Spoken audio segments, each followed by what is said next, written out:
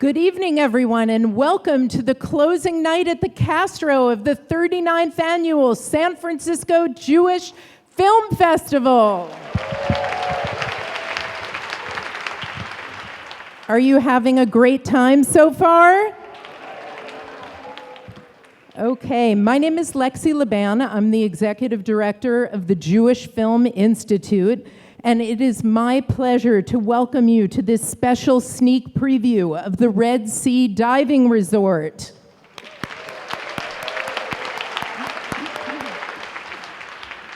You are the very first people to see this film.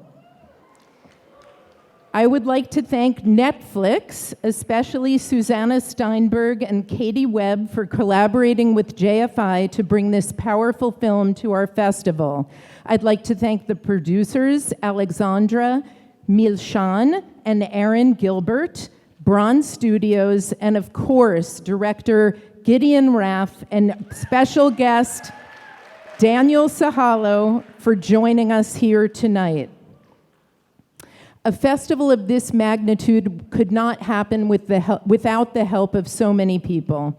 So I'd like to take a moment to thank the sponsors, the premier festival sponsors, Sterling Bank and Trust, and the Seligman Family Foundation. I'd also like to thank the sponsors of tonight's film, Stephen and Nancy Grand. I'd also like to give a heartfelt thanks to the staff, to the interns, and the volunteers who have worked tirelessly to put on this 18-day celebration. It's like throwing a party for 40,000 of your friends and family in a giant living room. I'd also like to thank our media sponsors. They ensure that the festival reaches a diversity of Bay Area communities and keeps local reporting and storytelling alive when we need it the most. Please join me in applauding our premier media sponsors, the SF Chronicle and SF Gate.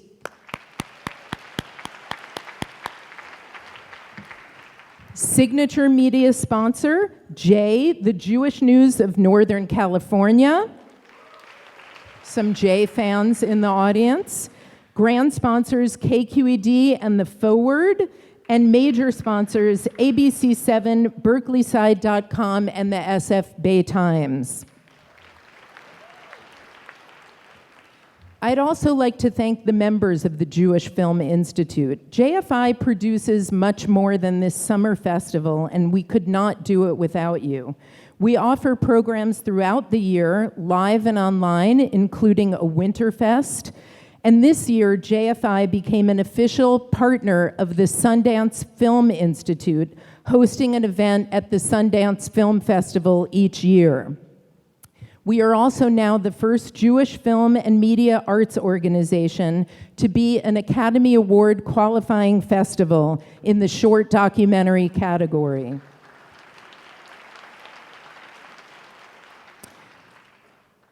And most of all, we support independent filmmakers working with Jewish themes through our Filmmaker in Residency program, our Jerusalem Film Workshop, and through exhibiting their work year after year. So if you've not had enough of Jewish film by the end of this festival, please continue to join us throughout the year as we head into our 40th anniversary in 2020. Tonight is our closing night here at the magnificent Castro Theater. So we welcome you to stay for the party after the screening. And if you missed some of the films here, you can catch many of them in what we like to call the diaspora next week.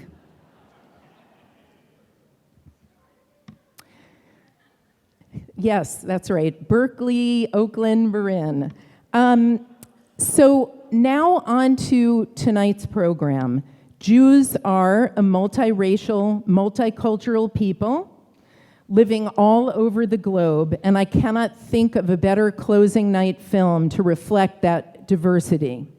The director of tonight's film is no stranger to SFJFF. He was here with us once before on the Castro stage. Emmy-winning writer and director Gideon Raff is the creator of the Israeli series Prisoners of War, Hatufim. It is the highest-rated drama series in Israel, which also won 9 Emmy Awards, including Best Directing for Raff and Best Drama Series. Prisoners of War's American adaptation, Homeland, starring Claire Danes and Mandy Patinkin, is going into its 8th season. For his work on Homeland, Raff has received 2 Emmys, a Golden Globe, WGA, and a Peabody Award.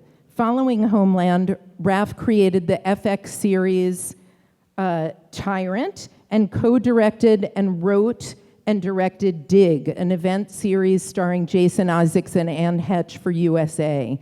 He's just finished shooting a new series called The Spy. It's a 6-episode miniseries based on the life of Eli Cohen, starring Sacha Baron Cohen. I know you're all excited to hear about that. The Spy will debut in the fall on Netflix. Gideon Raff wrote and directed all 6 episodes. So he's a busy person. So we're delighted that he took the time to come here to San Francisco to be with us. So now to introduce his film, please welcome to the Castro stage, Gideon Raff.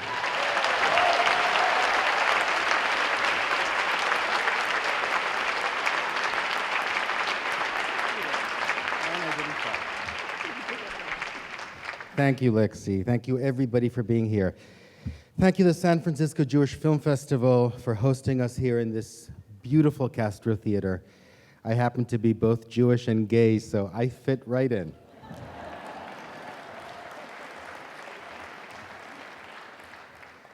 There are many people I need to thank tonight and introduce you to. We have some wonderful guests in the audience, and I will do that after the movie. We have a Q&A. We have a little behind-the-scenes featurette for you guys, so please stay with us.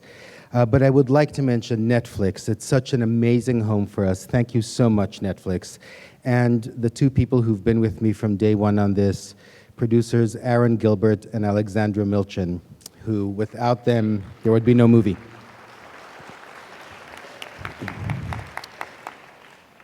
It's Alexandra's birthday. And she would absolutely hate it if I make 1,000 people sing happy birthday. So please join me in embarrassing her. Happy birthday to you. Happy birthday to you. Happy birthday, dear Alexandra.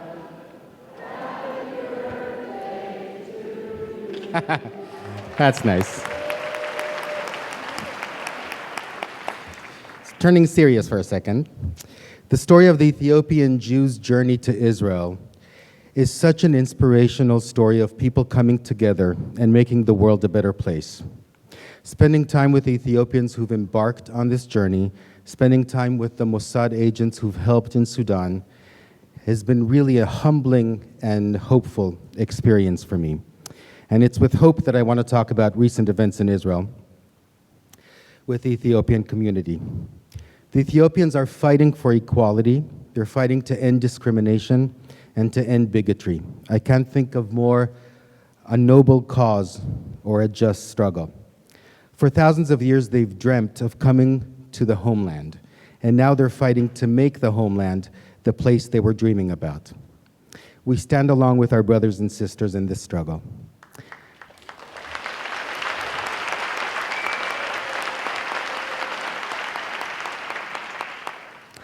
Thank you so much. I'll see you after the movie for the Q&A. Please stay. It'll be fun, and enjoy the movie. Gideon, thank you so much for bringing this really impressive, big, important movie to the Jewish Film Festival. We feel really honored to have you both here with us, and I'm sure I'm sure the audience feels the same way. I just wanted to open up with a couple of questions, and the first one is, this is a huge movie. I mean, it's epic. You're telling a big story. I'm wondering if you could talk about the idea, its inception. Why did you take this project on? Why now? Well, I was shooting a show in Croatia called Dig, which was an archaeological thriller that was happening in Jerusalem, and we shot in Israel, and a war started, and we had to move to Croatia and find a new Jerusalem there. And as I was thinking to myself, I need a vacation from Israel, Alexandra Milchin called me and said, "Did you hear about this hotel that was used in Sudan?" And I heard about the bigger operations later, but I did not hear about this hotel. And Alexandra and I flew to Israel, and we met with many of the people who took part in this operation. We met with the commanders of the operation. One of them is here tonight. And we met with many Ethiopians who've embarked on this journey. And I dropped everything I had at the time and started writing. The story inspired me in a big way, and I wanted to tell it. Yeah. Can you talk a little bit about how the writing process and also getting the actors on board? You have a huge cast here, a lot of really big actors. We love Michael K. Williams, and you've got Captain America. How did you get these people to sign on to this project? Well, the writing was very much informed by the conversations we've had in Israel with the real people who took part in these operations. And it was really humbling, I didn't just say that, to spend time in their presence. The reason I'm not saying the name of the commander who's here with us is because he's modest. He's too humble to take any of the credit. They were, and it was so touching because they're still in touch, the Ethiopians and the Mossad people. They're still in touch today, and what they told me informed a lot of the storytelling. It's not a documentary, it's a feature film. It was inspired by the events, but a lot of things shifted around, but what I wanted to make sure is that the spirit of the mission is 100%. So, Oh, Captain America. yeah, Captain America. Yes. And Michael K. Williams. I think there's a lot of The Wire fans here, right? Omar. Chris read the script through the regular channels in his agency, and he sought us out. He loved the project, and he was very, very passionate about it. And when we met him, I met an actor who was knowledgeable and researched this and was so passionate about telling this story, and it was so important to him. And Michael K., thank you. Michael K., we met in London, and the minute he started talking about Kabede, I told him about Ferede Aklum, who is the inspiration to Kabede's character, and Ferede's daughter is here with us tonight, Yardena.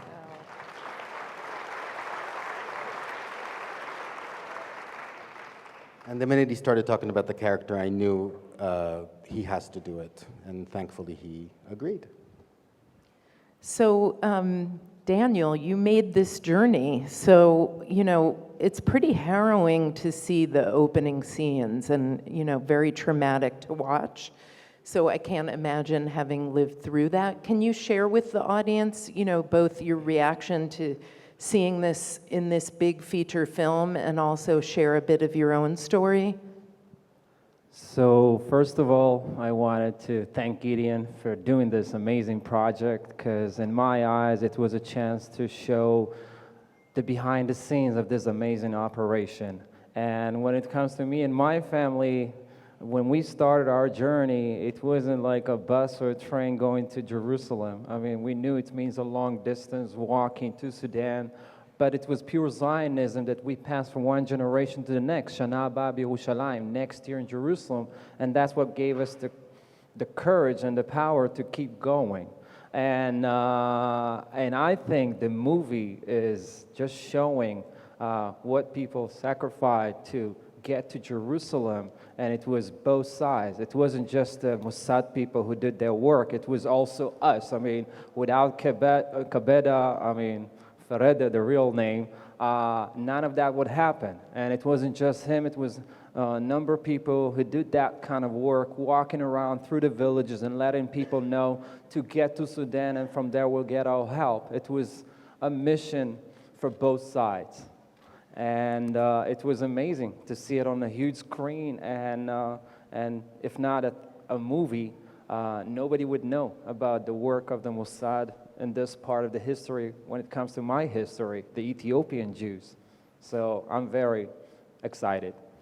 And how old were you when you made... 5. You were 5. And, you know, I mean, I'm assuming that you were really connected to a whole group of people that you traveled with at that time. Can you talk about your experiences of arriving together? Yes, of course. Like I said, when we heard the rumor that we need to get to Sudan, it was different groups from different villages. And it could be a group of 5 people, it could be a group of 30 people. And the only thing we had in common was the goal and the place we were going to. But along the journey, like I said, it was weeks. We lost a lot of family members. It wasn't just the robbers who numbered those groups trying to leave the country and the lack of water and food and those kind of things. It was the biggest issue was getting sick on the journey. And this, we lost more than 4,000 people. It's almost a fifth of the people who left their home. I personally lost my sister. She was in her 20s. She got sick of malaria. And a few days later, when she died, the only thing my parents could do was to bury her and keep going. But that was the price of making Aliyah 35 years ago. And it wasn't over because the next station, like I said, was the refugees camp in Sudan, another waiting of 9 months in really hard conditions. But everything was over at the end, thanks to the work of the Mossad. And by the way, this is why every Mossad person I've talked to, every Navy SEAL, every Air Force person says, these are the heroes of the story, not them.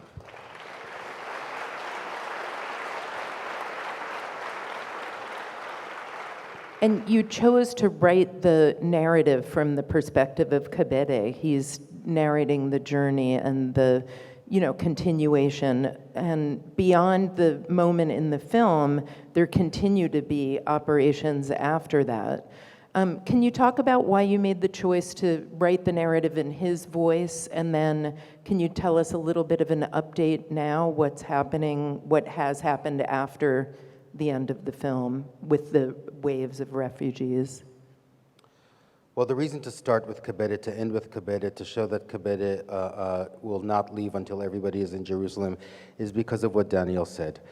The Ethiopian community was as active in their rescue as the Mossad was, and that's a very important thing to remember. It is the 2 groups together, working together, which that's why the operation succeeded. It's the cooperation of Ferede and the commanders of the Mossad. That's why this succeeded, and that's why I wanted to do that. So I have to ask some film-related questions, like the production design, the locations, the detail. I mean, we got some big laughs from the audience with the Jane Fonda video and all of the production design of the era. Where did you shoot? How did you construct the resort? We got a lot of pictures and videos that some of them you've seen at the end of the movie from the real people. And Jeff Mann, who's the production designer, and I decided to recreate this hotel. We couldn't shoot anywhere on the Red Sea, so we recreated it in Namibia. Okay. And in the desert next to a little town called Luderitz. And it was crazy because the weather there is completely unpredictable. We had suddenly dunes in our set, winds, crazy winds. Whenever the actors needed to be in wetsuits, it was freezing cold. It was a crazy time in Namibia. 250 of our crew slept in tents because there's nowhere to stay there. But it did bring everybody together in a really cool way. So the leading thing was to make it as credible as possible, to recreate this hotel based on the images that we had. Yeah, I think it really worked, and it was very believable and amazing. What about the scenes of the evacuation? You know, I mean, we get boats, we get planes, we get the buses of people. What were those like to shoot? And you know, is that based on the... That fucking plane almost exploded. Every time that plane was in the air, something happened. An engine went out, the pilots, whatever. It was not easy to shoot it, but when you have a group of people telling a story and wanting to honor the journey that real people went through, you know, it's nothing compared to that. So we all worked hard and did that. So, I mean, this is going to be on Netflix. So what is your hope for this film in terms of impact? I mean, this is a story not very many people know about. I feel like even within Jewish communities, I feel like there's a lot of education that we still have.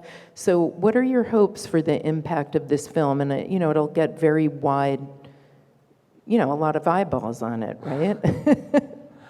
First of all, I think you have to understand it was the work of the Mossad. I mean, it was, nobody could have talked about it for so many years. And now when we have the option to tell the story, it's different. And you mentioned earlier that we're gonna do, he's gonna do other projects, but that's my point. That's the theater and the movie industry. They can bring stuff alive that any other, I mean, other media or other things can't, and that's what makes it so cool. I have my own kids today, but now they're gonna be able to see what I went through 35 years ago and my family, and that's only thanks to the movie.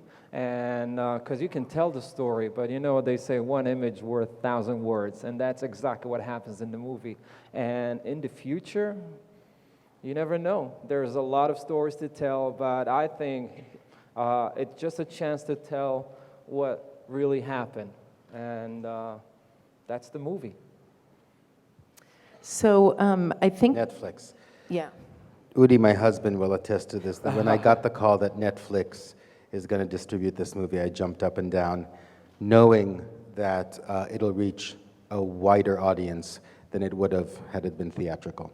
So I am extremely thankful that it's on Netflix. And then, yeah, and you can all tell your friends that it'll be out on Netflix, and they can watch it as well.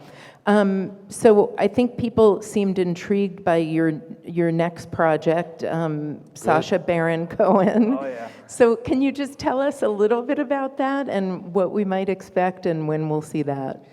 No. Oh. I cannot say anything except to say it will be on Netflix, hopefully later this year. Okay, well, we'll be looking for it. So we need to end now, but they will both be around at the party, so please join us and ask your questions, and thank you all so much for coming. Thank you. And thank you guys for being here. Thank you for having us.